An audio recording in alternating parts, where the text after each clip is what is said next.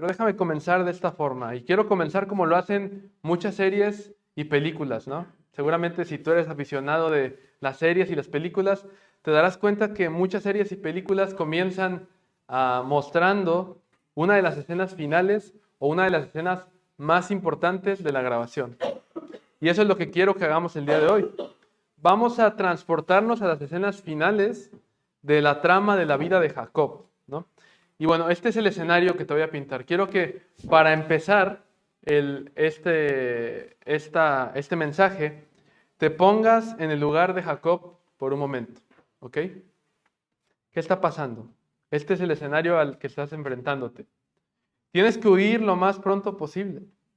¿Por qué? Porque tu hermano Esaú está furioso y tiene el gran deseo de matarte.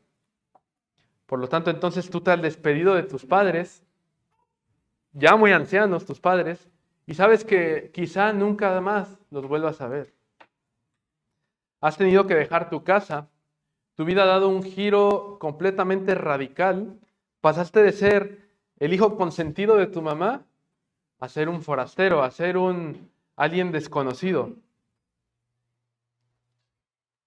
Pasas de vivir cómodo en casa a convertirte en un fugitivo, escapando de tu hermano.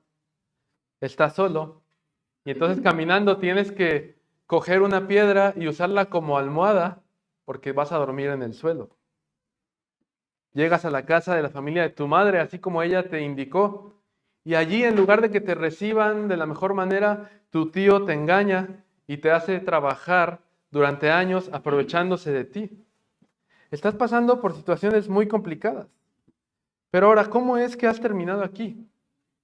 Imagínate a Jacob estando recostado en esa piedra incómoda. Imagínate a Jacob estando tal vez sufriendo por el aprovechamiento de su tío, pensando, ¿cómo es que he terminado aquí? ¿Por qué? Porque Jacob era el hijo de la promesa, ¿verdad? Si tú recuerdas la progresión que llevamos de Génesis, es el que seguía en la línea del hijo prometido. Era algo que tanto sus padres como él sabían. Sin embargo, en este pasaje, en este capítulo, lo que vamos a ver es que tanto Isaac como Rebeca y Jacob, cada uno de ellos a su manera, pero por su impaciencia se adelantaron diseñando su propio plan y ejecutándolo de manera que se pusieron en contra del perfecto plan de Dios y las consecuencias iban a llegar.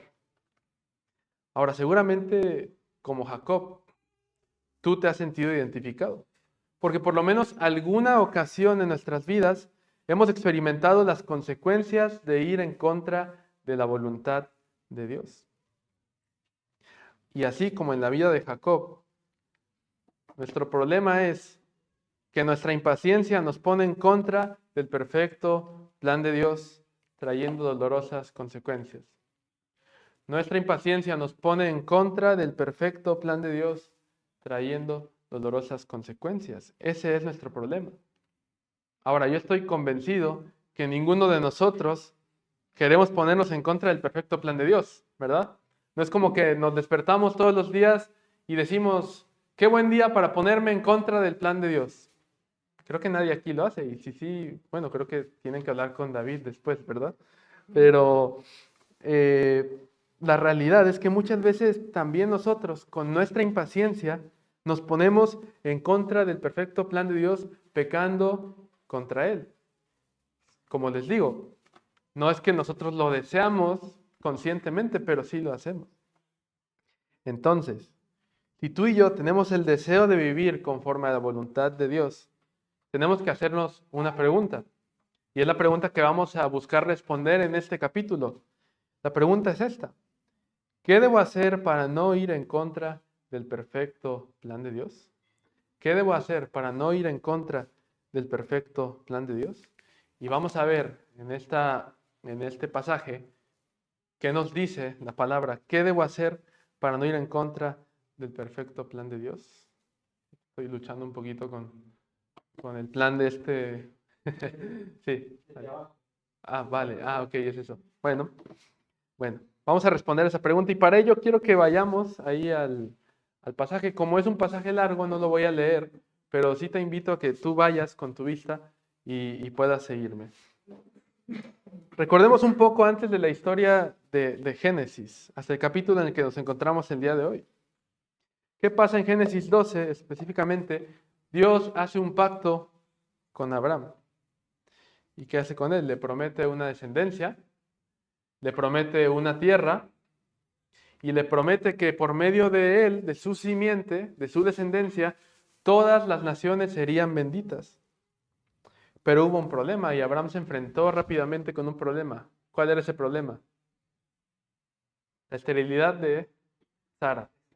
Dios le prometió un hijo, pero Sara era estéril y ambos, ¿qué dice la palabra? Que eran de edad avanzada. Ahora, naturalmente, ellos en su impaciencia buscaron las formas en las que ellos podían tener ese hijo prometido. ¿Y qué es lo que hizo Abraham y Sara? ¿Cómo lo intentaron por primera vez? Por medio de la sirvienta, ¿no? De Agar. ¿Y qué pasa? Nace Ismael. Y entonces, ¿qué hizo Abraham? En su desesperación, en su impaciencia, él busca el medio por el cual ayudarle a Dios. Pero no solo se queda ahí, no fue el único error que cometió Abraham. ¿Cuál fue otro?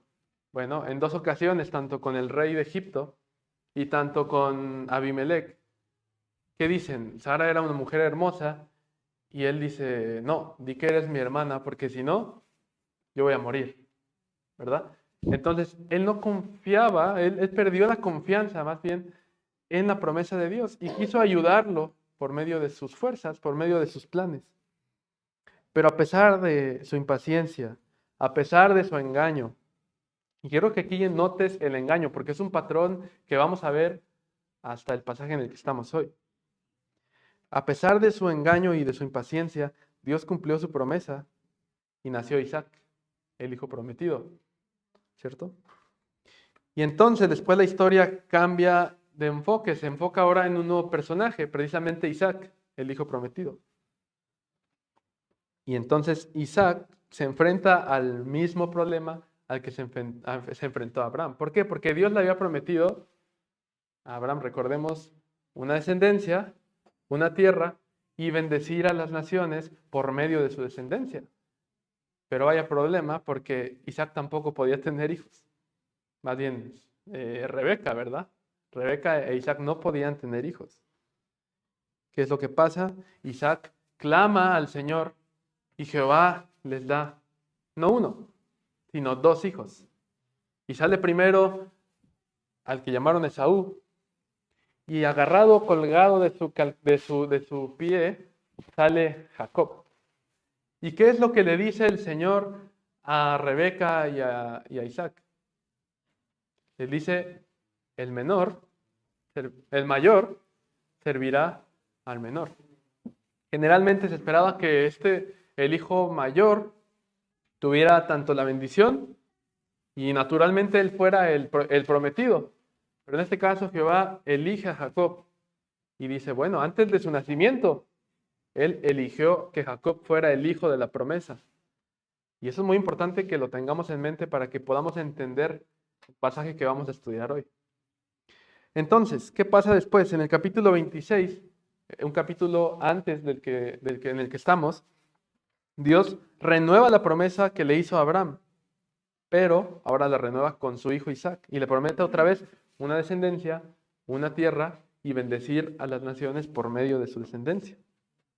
Pero ¿qué es lo que sucede? Vemos que después de la promesa, Isaac comete el mismo pecado que cometió Abraham. Se encuentra con Abimelech. ¿Y qué es lo que hace? Le dice a Rebeca, aquí tú no eres mi mujer, aquí tú eres mi hermana. Y otra vez el Señor confronta a Isaac. Y llegamos así al capítulo número 27. Quiero que nos enfoquemos en esta parte de la historia. Capítulo 27 comienza diciendo así. Y aconteció que siendo ya viejo Isaac, sus ojos demasiado débiles para ver, llamó a Esaú, su hijo mayor, y le dijo, hijo mío. Y él le respondió, heme aquí. el 2. Dice, y dijo Isaac, mira, yo soy viejo y no sé el día de mi muerte. Ahora pues te ruego, toma tu equipo, tu aljaba y tu arco, sal al campo y tráeme casa. Prepárame un buen guisado, como a mí me gusta, y tráemelo para que yo coma y que mi alma te bendiga antes que yo muera. ¿Qué está pasando aquí? Isaac teme por su vida. Él sabe que ya es de edad avanzada, que ya es viejo, y dice, bueno, es que yo en cualquier momento puedo morir. No sé en qué momento voy a morir. Así que Isaac dice, ya sé, es momento de actuar. Y le habla a ¿cuál de sus dos hijos? A Esaú. Recordemos quién era el hijo elegido. Jacob. Pero él le habla a su hijo Esaú y le dice, ¿sabes qué, Esaú? Yo no sé cuándo voy a morir. Ve al campo, caza y tráeme un guiso para que yo te bendiga y muera.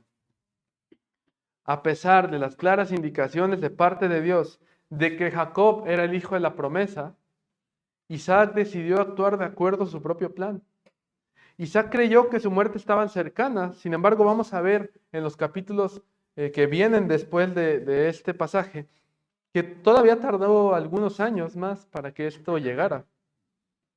Al pensar que su muerte estaba cerca, naturalmente, pues bueno, pongámonos en el lugar de Isaac. Yo hubiera pensado, bueno, seguro voy a morir pronto y yo no veo que Dios haga algo. ¿Y sabes qué hizo Isaac? Él actuó de acuerdo a su propio plan. Él decidió que ya era tiempo de impartir su bendición, pero no era el mayor problema. El problema era que estaba impartiendo o quería impartir su bendición al hijo equivocado. Isaac se estaba adelantando al plan de Dios, menospreciando tanto el tiempo de Dios como la forma de Dios. Ahora, como les he dicho, si bien es cierto que Isaac estaba pasando por incertidumbre, eso no justifica lo que él estaba haciendo. Él debía seguir confiando y esperando en el tiempo de Dios. Y quiero que te des cuenta de una cosa aquí. Isaac, que seguramente sus padres le contaron acerca de su nacimiento, de todo lo que ellos pasaron, parece que estaba olvidando quién era Dios. Y entonces decidió actuar de acuerdo a su plan. Aún Dios no le había revelado que ya era el tiempo en que Jacob tenía que recibir la bendición. Y él, Isaac, dudó entonces de su soberanía y su control, dudó de quién era Dios y de lo que él había prometido. No solo estaba menospreciando el tiempo, sino la forma de Dios. Entonces, Isaac, cuando llama a Esaú y no a Jacob, estaba atentando directamente contra la palabra de Dios, porque Dios ya le había dicho algo. Fue un acto de rebeldía de parte de Isaac llamar a Esaú y buscar bendecir a Esaú.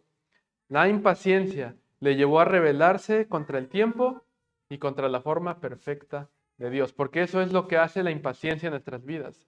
Nos lleva a rebelarnos en contra del tiempo y en contra de la forma perfecta de Dios. Ahora, en esta historia no solamente Isaac fue el único desesperado, el único impaciente aquí.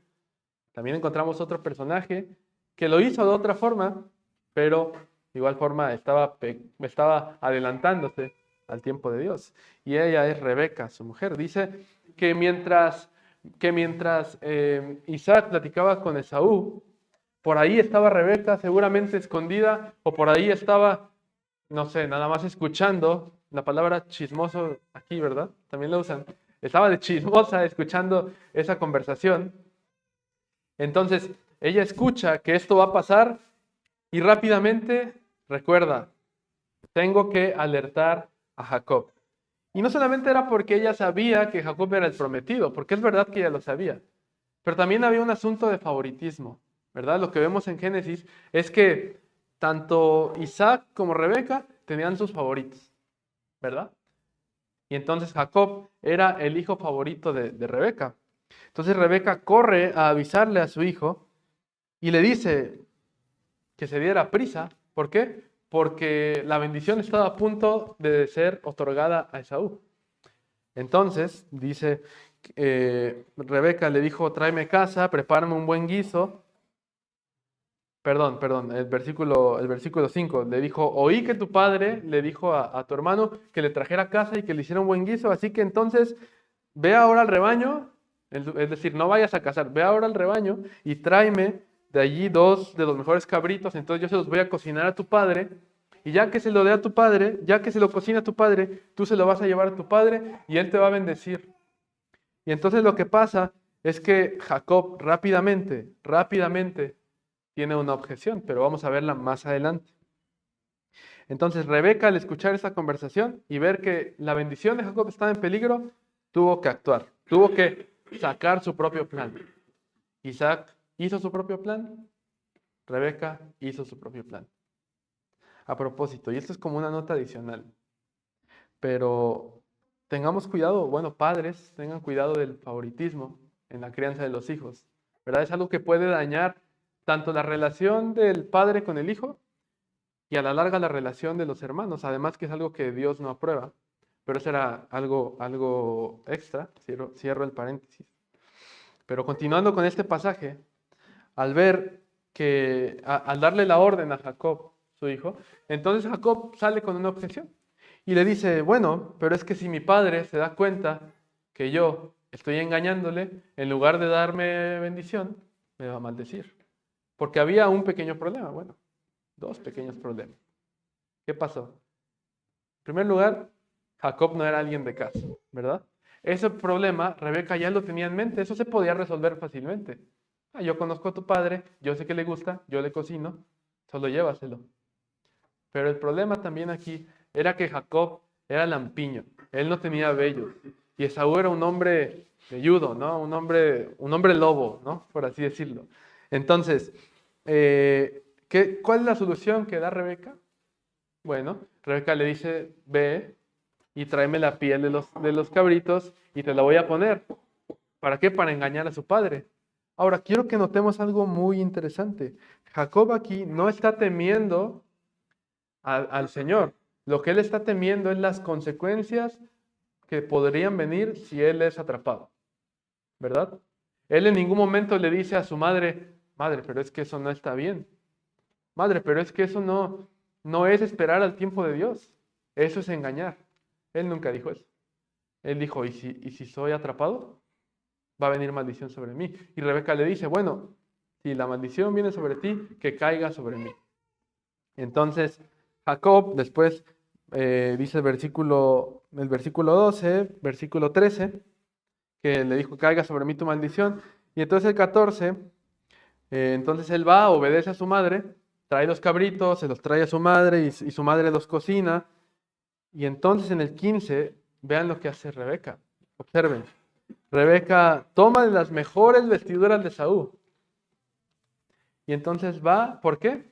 Por el olor, ¿verdad? También, si Isaac no veía bien, seguramente tenía muy bien desarrollado su olfato, ¿verdad? Y el tacto. Y entonces Rebeca sabía, bueno, también el olor puede ser un problema, que a lo mejor a Jacob le gusta usar perfume y a Esaú no usa ni desodorante, ¿no? Entonces Esaú era alguien de casa que seguramente olía fuerte, ¿no? Pensémoslo así. Entonces le puso las pieles de los cabritos, preparó a su hijo Jacob como si fuera un muñeco, lo vistió con pieles de cabritos, lo vistió con la ropa de Saúl, le dio su guisado y lo mandó con su padre Isaac. Y viendo esta actitud que Jacob tomó en cuanto al temor que tuvo a las consecuencias, quiero preguntarte algo. ¿Cuál es tu motivación para no pecar?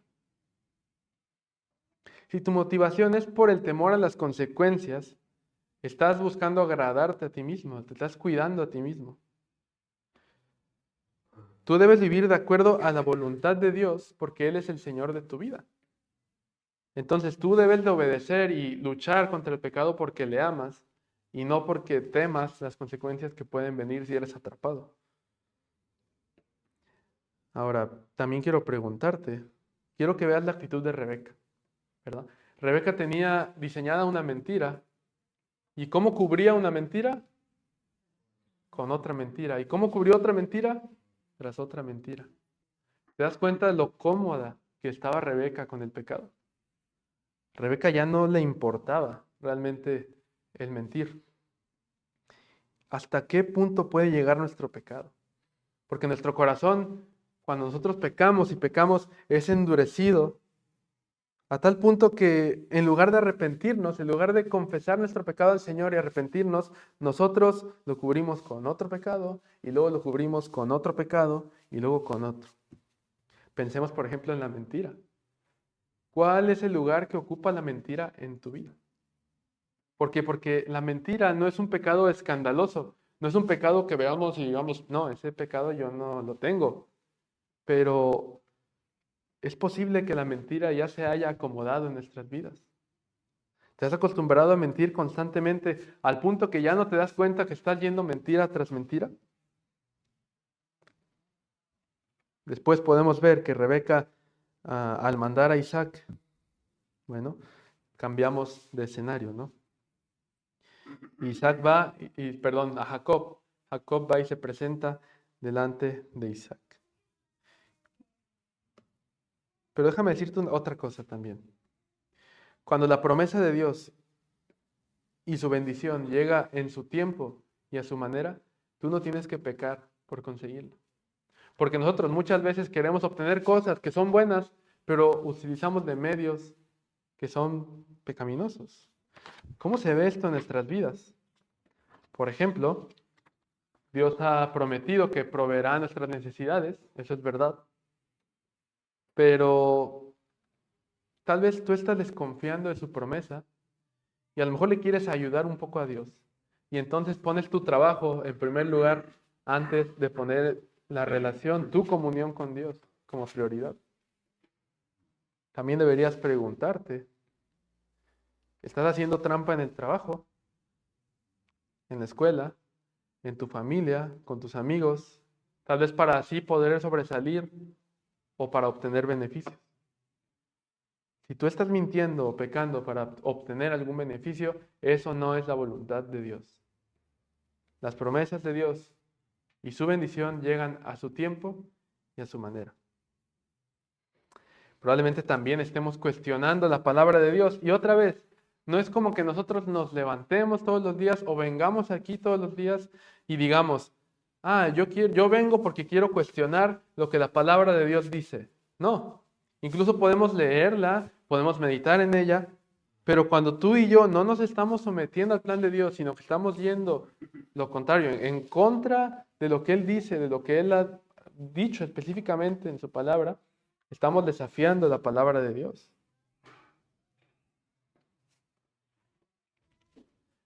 ¿Te parece que Dios no cumplirá con sus promesas? Porque tal vez te estás apresurando a tomar decisiones. Tal vez cuando tienes que decidir entre algo, tú ni siquiera piensas en consultar al Señor. Tú no buscas el consejo en la palabra, tú no buscas el consejo de otros hermanos, sino que te apresuras a tomar decisiones y luego esas decisiones tienen consecuencias. Busca al Señor en oración, busca consejo en su palabra, busca el consejo en la iglesia. Por eso Dios te ha puesto en una comunidad, para que juntos nos ayudemos. Antes de tomar cualquier decisión, recuerda que si tienes que pecar para obtener algo, eso no es la bendición de Dios, sino el resultado de tu incredulidad. Si tienes que pecar para obtener algo, eso no es la bendición de Dios, sino el resultado de tu incredulidad. Ahora, ¿qué debo hacer para no ir en contra del perfecto plan de Dios? Lo que aprendemos en estos versículos es que para que nosotros no vayamos en contra del plan de Dios, y ese primer punto es que no diseñes tu propio plan. No diseñes tu propio plan.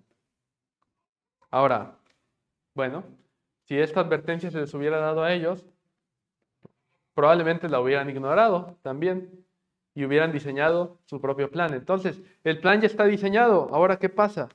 Lo que vamos a ver en los versículos 18 al 40, quiero que veamos el 18 nada más.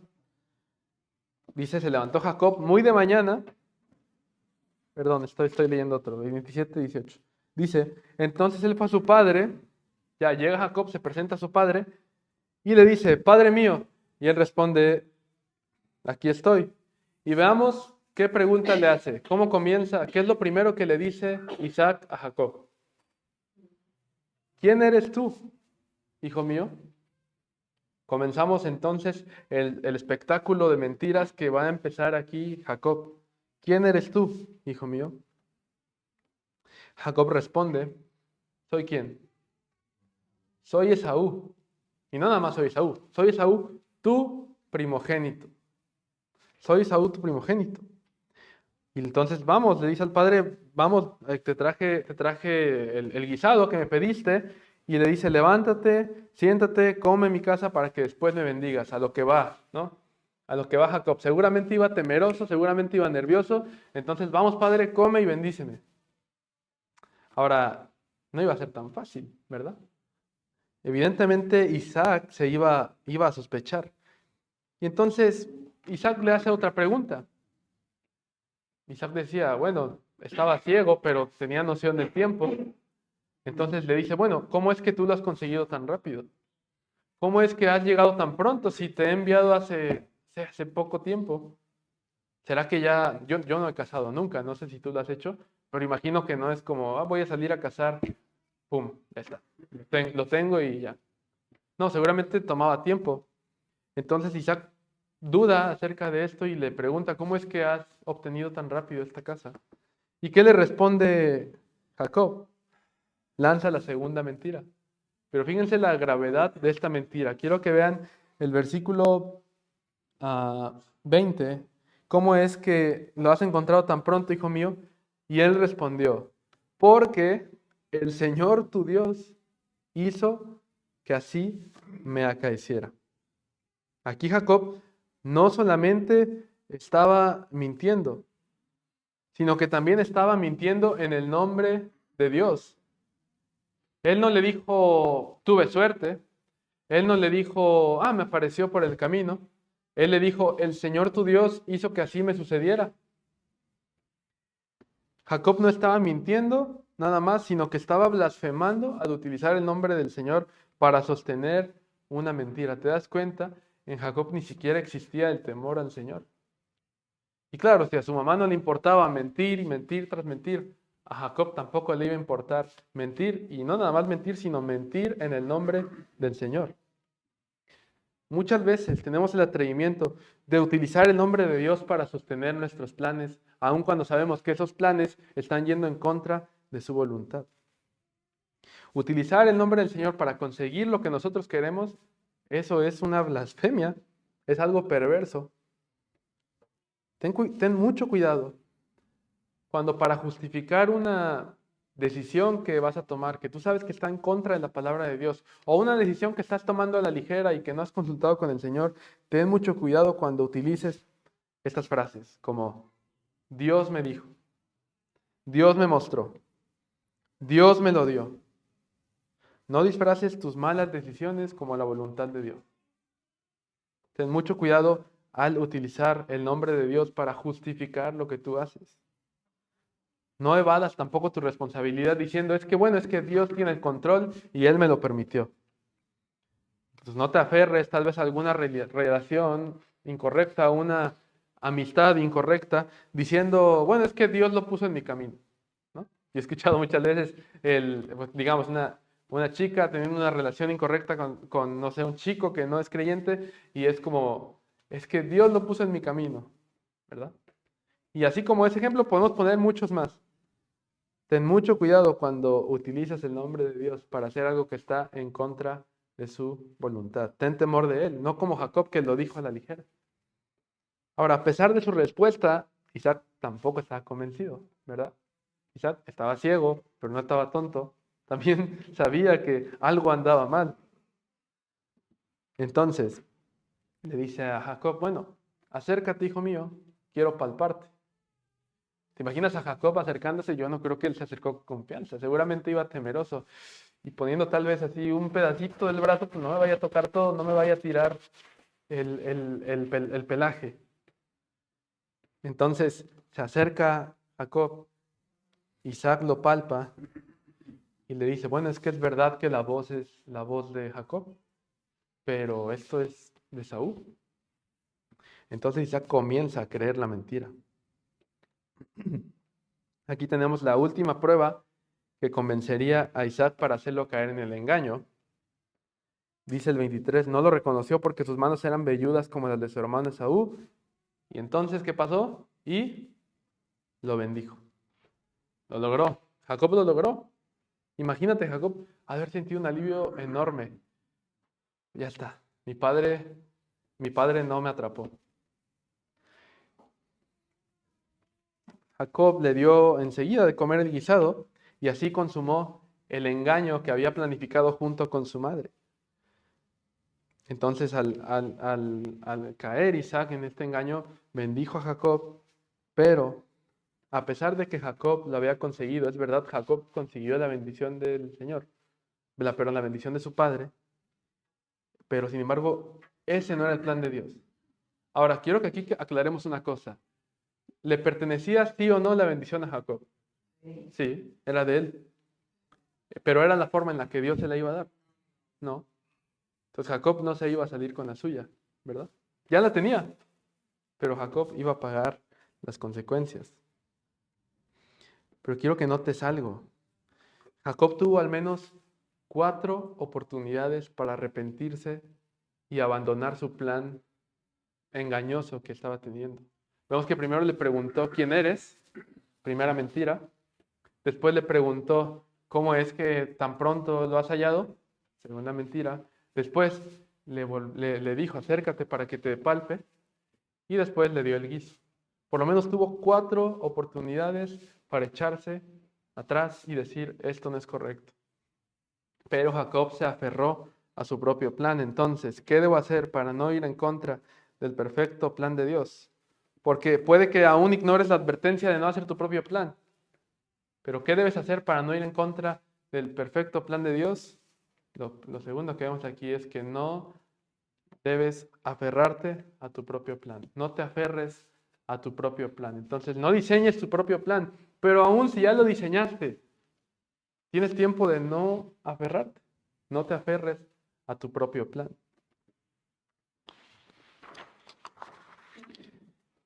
Entonces, cuando vemos a Jacob teniendo la oportunidad de arrepentirse 4 ocasiones, pero preferir mantener su mentira, así como él, tú también estás ignorando las ocasiones, las oportunidades de arrepentimiento que el Señor te está dando.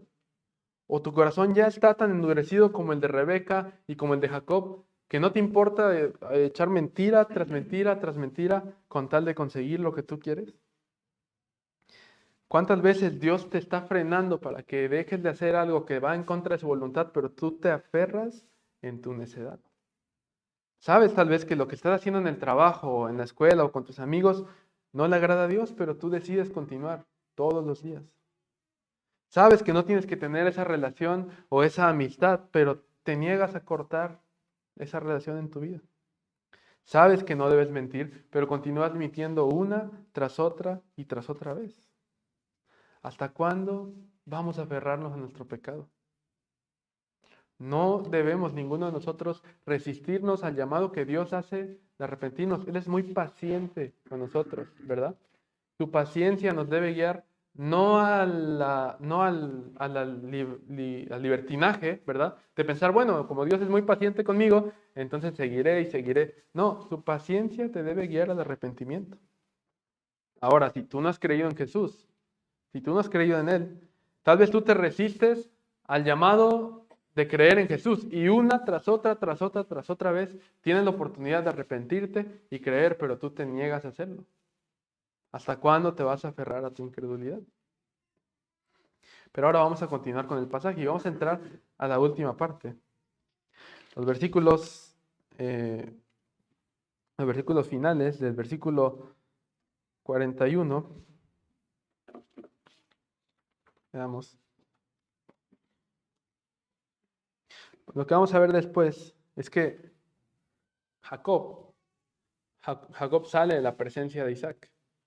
E inmediatamente después que él sale, pues aquí viene alguien inocente palomita, decimos en México, ¿no? Alguien que no sabe lo que ha pasado y se acerca y llega con su padre y le dice, padre, levántate y come que ya he traído el guiso que es para ti.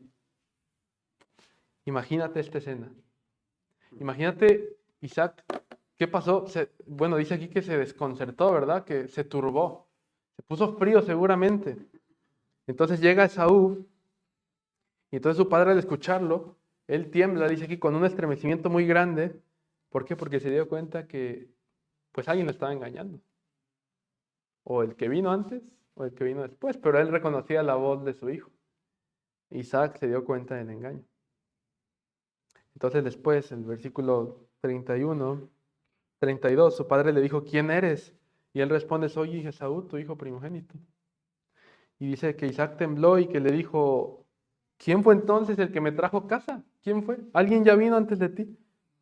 Me la trajo, yo comí de todo y lo bendije, sí, y bendito será. No hay vuelta atrás, Esaú. Ya di mi bendición porque alguien me engañó, le di mi bendición y no hay vuelta atrás.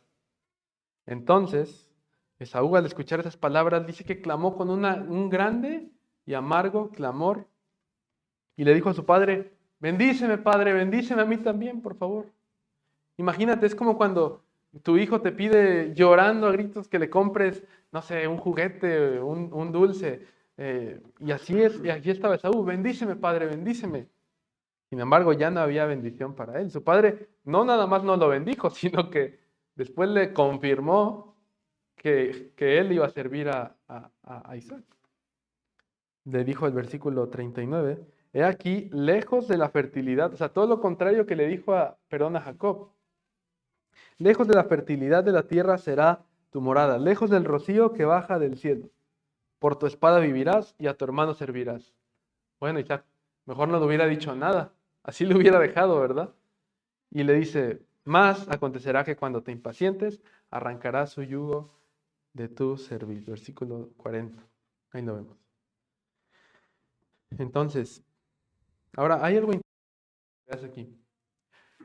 Si has estado leyendo con atención el resto del libro de Génesis, te darás cuenta que es ilógico hasta cierto punto que no tiene sentido que Saúl se ponga con esta actitud. Sí, ¿qué pasó unos capítulos antes? Recordemos que Saúl estaba cansado, vino de casa, y Jacob, que no era nada tonto, era muy astuto, ¿qué pasó? ¿Qué hizo? Sí, le compró su primogenitura por un plato de lentejas. Esaú menospreció la primogenitura y ahora está llorando por la primogenitura. Entonces, Esaú lloró, sin embargo, ella había menospreciado la primogenitura, ahora está enfrentando las consecuencias de haber menospreciado la primogenitura. Entonces vemos aquí a Esaú enfrentando las consecuencias de sus actos. Entonces, finalmente Dios había cumplido su plan. ¿Cuál era? Bendecir a Jacob. Pero cumplió su promesa, más bien. Sin embargo, no fue de la forma en la que Dios lo tenía planeado. Pero una cosa quiero que veamos aquí, y es que a pesar del engaño, a pesar de la astucia de Jacob y de Rebeca, Dios cumplió con su promesa. Y déjame decirte que Dios cumple su plan a pesar de nuestros pecados. Dios cumple sus promesas a pesar de nuestros pecados. Él hace su voluntad a pesar de quiénes somos nosotros. Las promesas del Señor no dependen de nosotros, de nuestra fidelidad, porque ¿sabes qué? Nuestra fidelidad es pobre. Nuestra fidelidad es débil. Nosotros somos infieles al Señor todos los días. Todos los días, por lo menos hay un momento en el que preferimos algo por encima del Señor. Pero no es, la fidelidad de Dios no es como la del hombre, ¿verdad? Él permanece fiel a pesar de que nosotros somos infieles. Él hace su voluntad. Su gracia es tan grande. Su gracia es mayor que nuestro pecado. Su gracia es tan grande que cumple su propósito en nuestra vida a pesar de que nosotros muchas veces metemos la pata. A pesar de que nosotros muchas veces nos oponemos directamente y abiertamente en contra de su plan, en contra de su voluntad, en contra de lo que dice en su palabra, para realizar nuestro propio plan, para satisfacer nuestros propios deseos.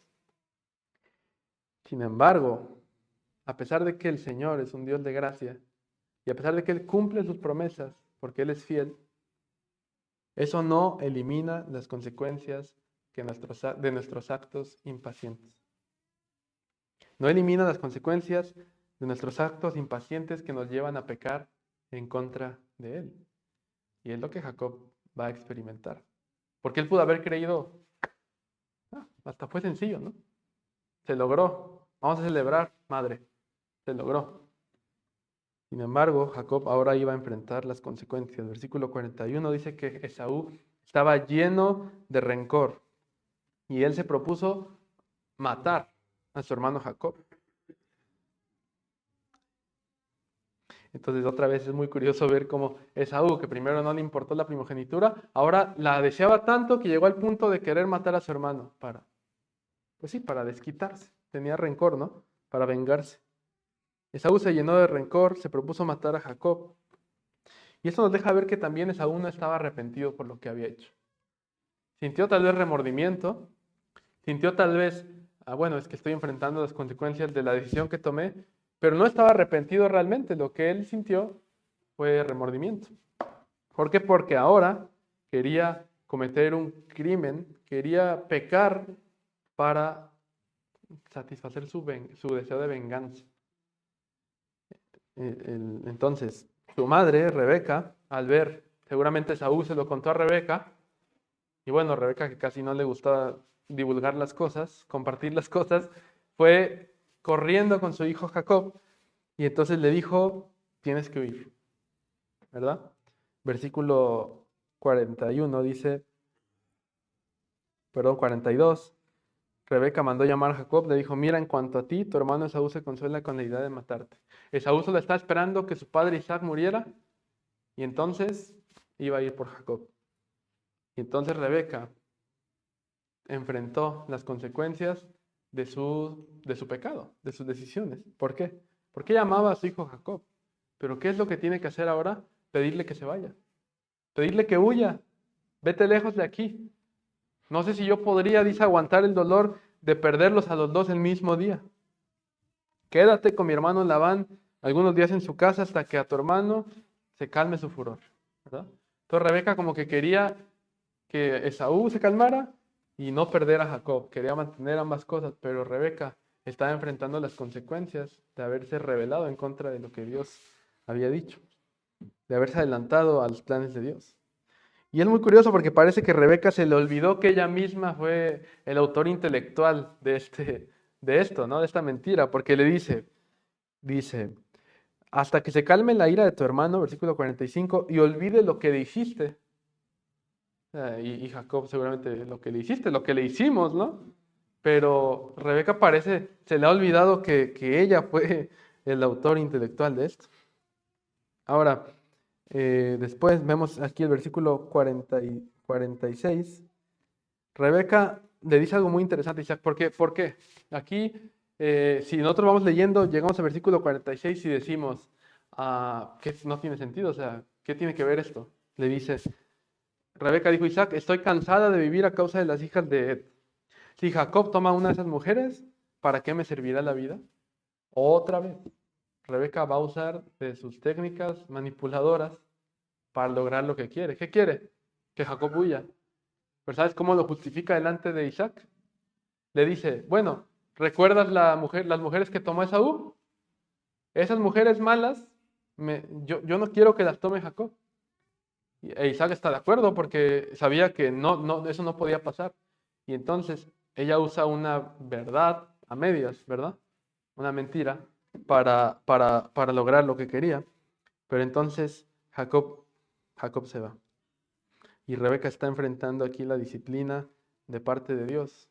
Imagínate el dolor que sintió Rebeca al ver a sus hijos enemistados, a tal grado que uno quería matar al otro y el otro tuvo que huir. Y Rebeca sabía que tal vez nunca más lo volvería a ver. Y como fue, nunca más lo volvió a ver. Pero Rebeca no fue la única que enfrentó la disciplina de Dios. ¿Recuerdas cómo comenzó este pasaje? Te decía que imagináramos el escenario, ¿no? Imagínate a Jacob huyendo lo más pronto posible porque su hermano lo quiere matar. Su hermano está furioso, su deseo más grande es matarlo. Entonces Jacob se ha tenido que despedir de sus padres, ha tenido que dejar su comodidad, ha tenido que aceptar que probablemente nunca más va a mirar a sus padres y ha tenido que aceptar que va a la suerte. No sabe con lo que se va a encontrar, no sale con nada. Ha tenido que dormir incluso en el suelo. Su vida ha dado un giro radical. Jacob está pasando por situaciones complicadas, pero encima de todo, cuando llega con la familia de su madre, su tío lo engaña. Su tío se aprovecha de él y lo hace trabajar mucho, mucho tiempo. Y lo que quiero que veamos en este punto es que Jacob está enfrentando la disciplina de Dios por ir en contra de su perfecto plan. ¿Cómo es que ha terminado aquí? Jacob está enfrentando la disciplina de Dios por ir en contra de su perfecto plan. Déjame decirte que todo pecado tiene consecuencias, ¿cierto? Y tal vez tú estás enfrentando la disciplina de Dios. O probablemente piensas que no enfrentarás nunca las consecuencias y que nadie sabe lo que está pasando y que Dios te entiende. Aunque es verdad que Jesús nos entiende en nuestra lucha con el pecado, tal vez tú lo utilizas como un arma para seguir y persistir en tu pecado. Pero déjame decirte una cosa, si tú eres hijo de Dios y tienes una vida que tiene un pecado continuo, las consecuencias llegarán, pero como una disciplina de parte de Dios, porque Dios es un Padre amoroso que te va a buscar, que va a ir tras de ti para hacerte regresar. Dios es un Padre amoroso. Y cuando tú te enfrentas a la disciplina de Dios, ¿cuál es tu respuesta? ¿Cómo respondes? ¿Respondes con arrepentimiento? ¿O respondes con remordimiento? ¿O simplemente no respondes? Tanto es el amor de Dios, nuestro Padre, por nosotros, que en lugar de dejarnos ir por nuestro propio camino, Él nos lleva otra vez a su camino para hacer su voluntad. Es importante también que hagamos una distinción entre la disciplina de Dios y el castigo de Dios, ¿verdad? Porque el castigo de Dios por nuestros pecados, ¿cuál es? Dice Romanos 6:23, la paga del pecado es la muerte, ¿verdad? Entonces, el castigo de Dios por el pecado es una separación eterna de Dios con el pecador. Sin embargo, para nosotros que estamos en Cristo, que hemos creído en Jesús, que nos hemos arrepentido de nuestros pecados, ese castigo ya no existe. Jesucristo pagó por nosotros en la cruz cuando Él fue separado del Padre, cuando Él clamó, Dios mío, ¿por qué me has abandonado? Él sufrió el abandono del Padre para que tú y yo nunca más lo suframos. Él ya pagó por las consecuencias. Sin embargo, nosotros como hijos de Dios experimentaremos la disciplina de Dios por nuestros pecados. ¿Verdad? Es lo que dice el autor de Hebreos. El padre al que ama, disciplina.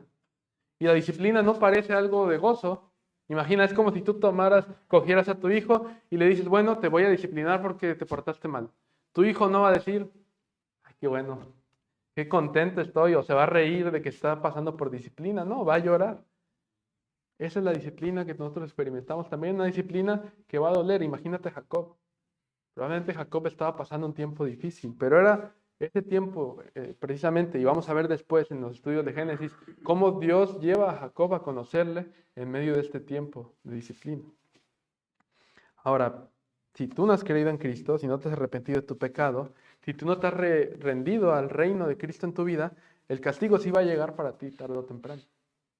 Te vas a enfrentar al juez y como paga de tu incredulidad y de tu dureza, te vas a enfrentar al castigo eterno, la separación eterna con Dios en el infierno. Pero quiero que pienses también esto, si tú estás experimentando la disciplina de Dios, y si no la estás experimentando ahora, seguramente va a tocar un tiempo en el que la vas a experimentar, entonces quédate con esto. Puedes encontrar consuelo en que Dios te ama y lo que Él está permitiendo como una consecuencia de tu pecado, tiene el propósito no de que te alejes, sino de que te acerques más a Él, de que crezcas a la imagen de Jesús.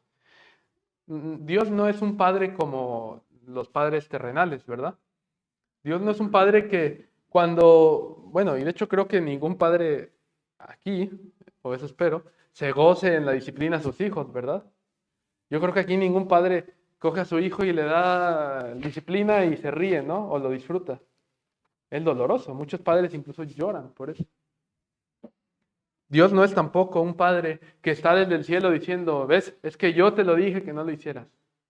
Y con orgullo no nos dice, yo sabía, yo te lo advertí, ahora paga las consecuencias de tu pecado. No. De hecho, Jesús nos acompaña en el momento de la disciplina, en las consecuencias por nuestro pecado. Jesús no se goza del sufrimiento de nosotros, sino que Él nos acompaña. Así que no ignores la disciplina de Dios, vuelve a Él y sométete a su voluntad. Entonces lo que vemos aquí, ¿qué debo hacer para no ir en contra del perfecto plan de Dios? Aun si tú ignoras la advertencia de no diseñar tu propio plan, aun si tú ignoras la advertencia de no aferrarte a tu propio plan, no ignores las consecuencias de tu propio plan. No ignores las consecuencias de tu propio plan. Entonces, ¿qué debo hacer para no ir en contra del perfecto plan de Dios? No ignores las consecuencias de tu propio plan. ¿Te das cuenta cómo Dios te da la oportunidad de arrepentirte incluso ya en este punto? Porque Él siempre quiere lo mejor para nosotros. Por lo tanto, debes aprender que Dios cumple con sus promesas en su tiempo y a su manera. Dios cumple con sus promesas en su tiempo y a su manera. Por lo tanto, tú debes confiar y someterte a su perfecto plan. Y esa es la enseñanza central de este pasaje. Dios cumple con sus promesas en su tiempo y a su manera. Confía y sométete a su perfecto plan. Dios cumple con sus promesas en su tiempo y a su manera. Confía y sométete a su perfecto plan. Y cuando pensamos en someternos al plan perfecto del Padre, no tenemos un ejemplo perfecto ni tan grande como el del Señor Jesucristo. Él aún cuando el plan del Padre implicaba sufrimiento, implicaba dolor, él enfrentó la tentación incluso de hacer las cosas a su manera. En más de una ocasión, Jesús fue tentado con tomar el reino, pero él sabía que en su primera venida no era el propósito del Padre. Él sabía que en su primera venida el propósito era que Él viniera a dar su vida en rescate por muchos. Y Él se sometió al perfecto plan de Dios a pesar del sufrimiento, a pesar de que costaba, siendo Él el Rey prometido, siendo Él el Hijo prometido, la simiente prometida que venimos siguiendo desde Génesis. Por medio de Él las naciones serían bendecidas. Sin embargo, a pesar de eso, Él sabía que no era el tiempo aún y se negó a tomarlo a la fuerza. Él resistió esa tentación de diseñar su propio plan y de aferrarse a su propio plan, sino incluso unas horas antes de su muerte, Él estuvo en el huerto de Getsemaní en agonía y que Él le dijo al Padre, si es posible, pase de mí esta copa, pero no se haga mi voluntad, sino la tuya. Y Dios cumple sus promesas, por lo tanto, resucitó a Jesucristo de los muertos. Dios cumple sus promesas, resucitó a Jesús de los muertos y regresará para reinar sobre todas las naciones. Y en eso podemos encontrar esperanza para hoy someternos a la voluntad del Padre. Porque nuestra impaciencia nos pone en contra del perfecto plan de Dios y trae dolorosas consecuencias. Pero Dios cumple sus promesas en su tiempo y a su manera. Por lo tanto, hermano, confía y sométete a su perfecto plan. Oremos.